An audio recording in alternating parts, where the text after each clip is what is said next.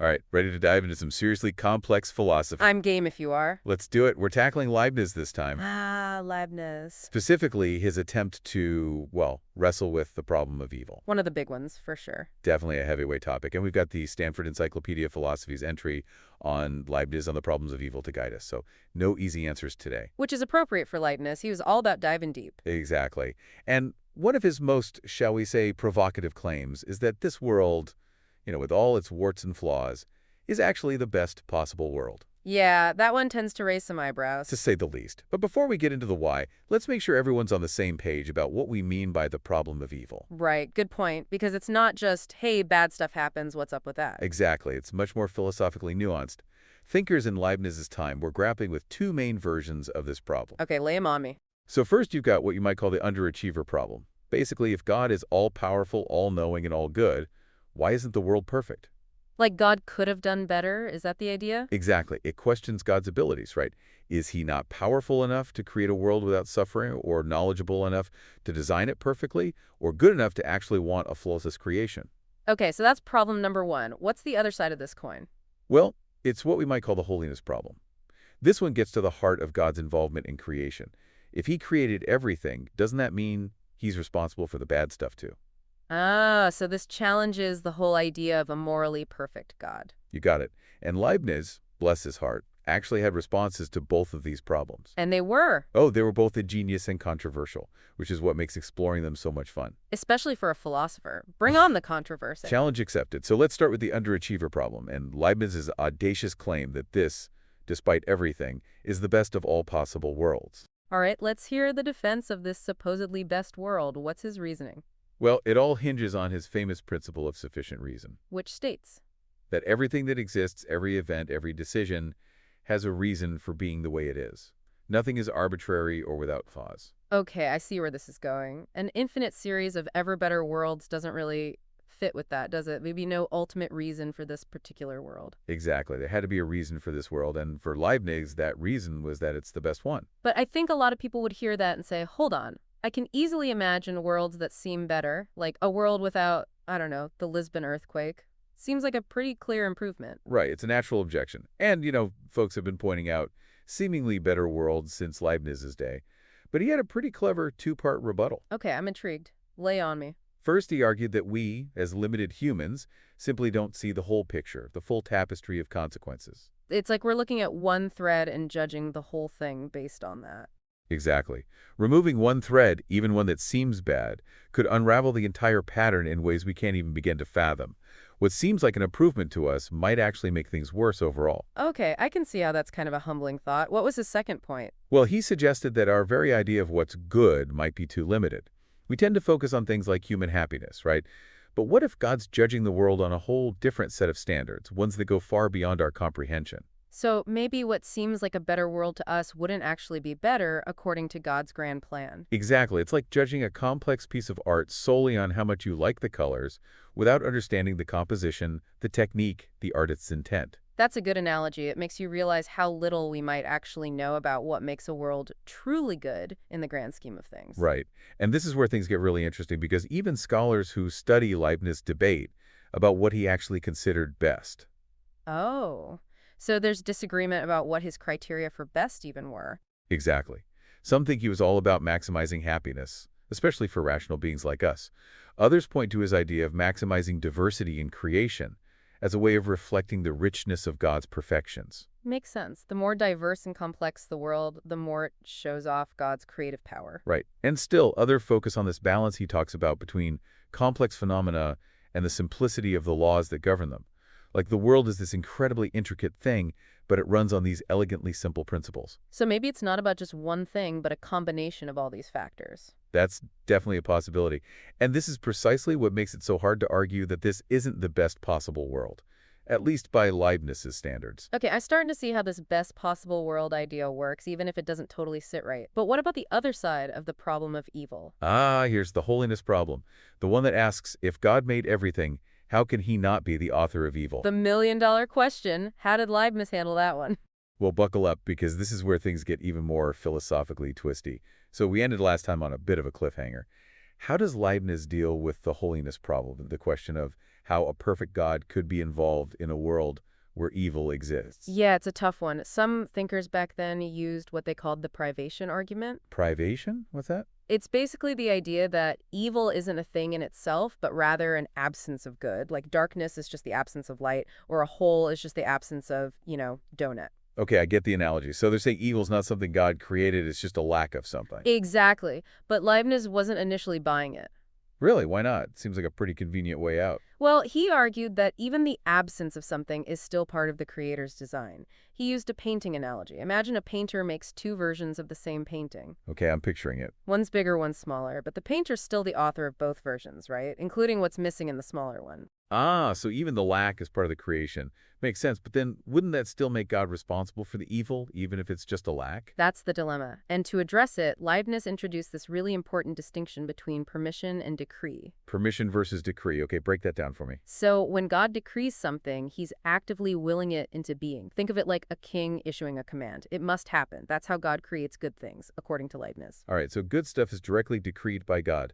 What about evil? Evil, he says, is merely permitted.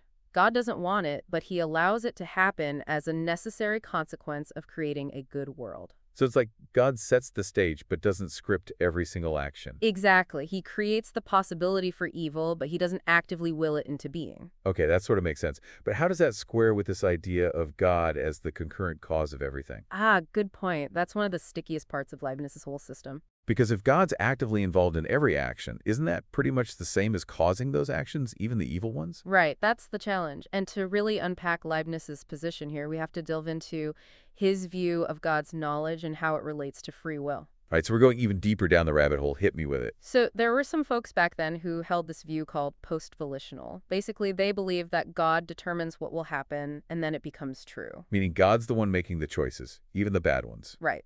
But obviously, that creates problems for Leibniz. Huge problems. It makes God the author of evil, which kind of defeats the whole purpose. Exactly. So the other option is what's called the prevolitional view. This is where the truth of our choices exist independently of God. He knows them, but doesn't determine them. So it's like God knows the ending of the book, but he didn't write it. Perfect analogy. But then that raises another issue, doesn't it?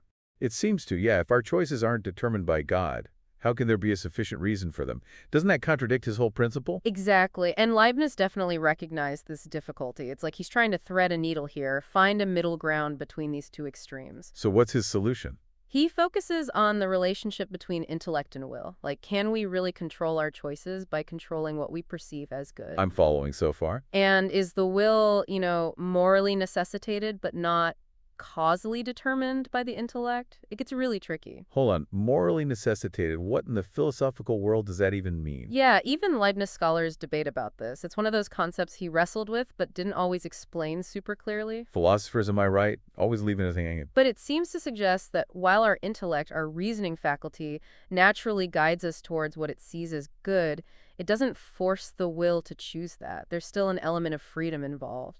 So it's like our intellect is giving us directions, but we can still choose to ignore them and take a detour. Exactly. And because God understands the nature of our intellect and will, he knows what we'll choose even though he doesn't force those choices. Okay, I'm starting to see how this might fit with his permission solution.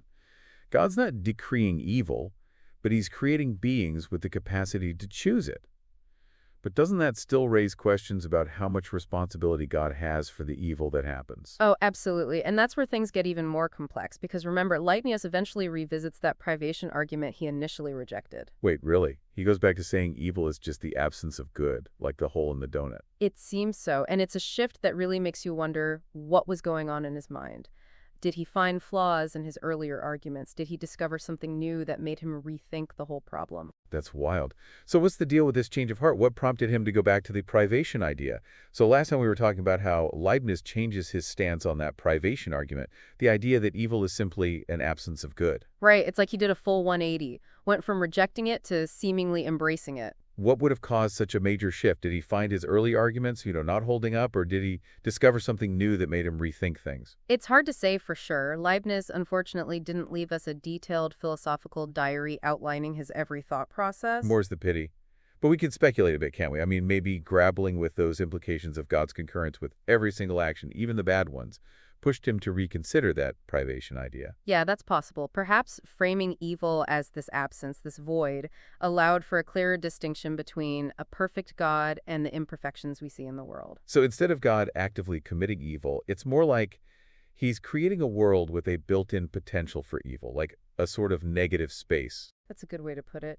And this shift actually lines up pretty well with Leibniz's emphasis on the metaphysical perfection of God's creation. How so? Well, by viewing evil as privation, it doesn't have the same kind of ontological status as good. It's not a thing in itself, created by God, but rather a lack, a deficiency. So evil's kind of demoted to a second-class citizen in the realm of existence. In a way, yes. But of course, that raises another question, doesn't it? Yeah, it does. Doesn't that kind of downplay the very real experience of evil and suffering? I mean, if it's just an absence, doesn't that make it less significant, less impactful? It's a valid point, and one that's been debated by philosophers ever since. Leibniz certainly wouldn't deny the very real experience of evil and suffering in the world. He's not saying it's an illusion or that we should just ignore it. So what's he saying then?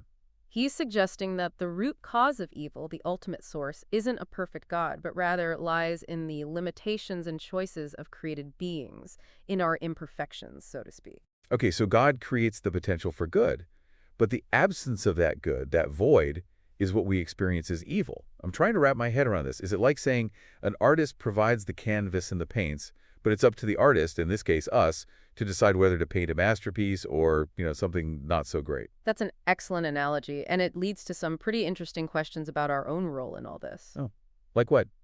Well, if evil is this privation, this lack of good, does that mean we're somehow responsible for bringing it into the world? Whoa, hold on. Are we saying that every time we make a bad choice, every time something bad happens, it's directly because we failed to fill that void with good? It's not quite as simple as that. Remember, Leibniz was a huge champion of free will. He believed we have a genuine capacity to choose, to act in accordance with our understanding of good, or to, well, stray from it. So where does evil fit into that picture? Evil arises from those choices that turn away from the good, that create disharmony, and disrupt that perfect order God intended.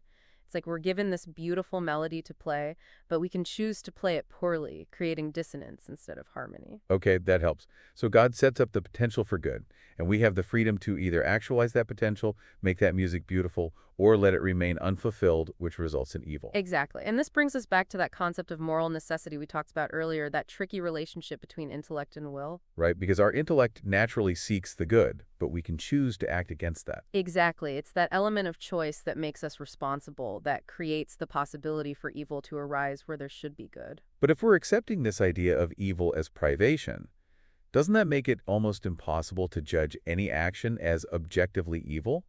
I mean, we're only seeing a tiny sliver of the whole picture, right? What seems bad to us might actually be necessary for the overall good of the universe in ways we can't even comprehend. That's the paradox Leibniz leaves us with. He believed in this universal moral order, in objective good and evil.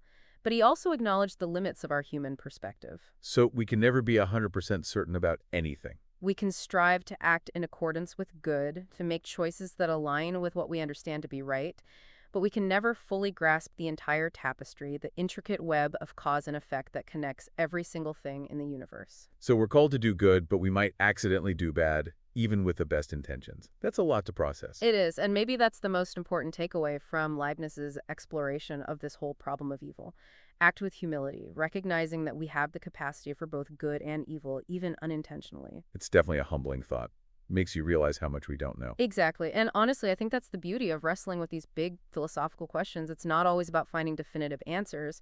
It's about expanding our understanding, pushing the boundaries of our thinking. So the next time we find ourselves wondering about the existence of evil in the world, we should remember Leibniz. Absolutely. His ideas might not provide all the answers, but they offer a really powerful framework for understanding this complex interplay between good and evil, freedom and necessity. It's a reminder that even in this, supposedly best of all possible worlds, things aren't always black and white. There's a lot of gray area to explore. And maybe that's the point, to keep exploring, keep questioning, keep striving for a deeper understanding of these age-old dilemmas. Couldn't have said it better myself. Thanks for joining me on this philosophical journey. It's been a wild ride.